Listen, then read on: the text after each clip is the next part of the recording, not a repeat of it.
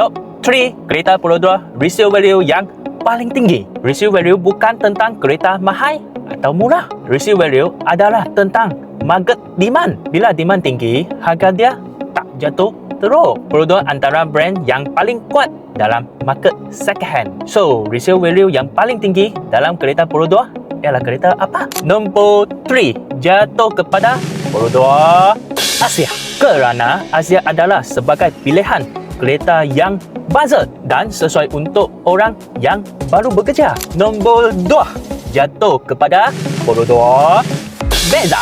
Sebab kos operasi dia sangat murah. Contohnya, servis maintenance, kos minyak, spare part dan pun kereta ini sangat sesuai untuk family. Nombor 1 jatuh kepada Polo 2 Myvi. Memang real punya king lah ini. Myvi ini memang permintaan sangat tinggi dan tahan lasak. So, akhirnya Abang Song bukan sekadar jual kereta, saya jual servis dan kepercayaan. Kita jumpa lagi. Saya Abang Song.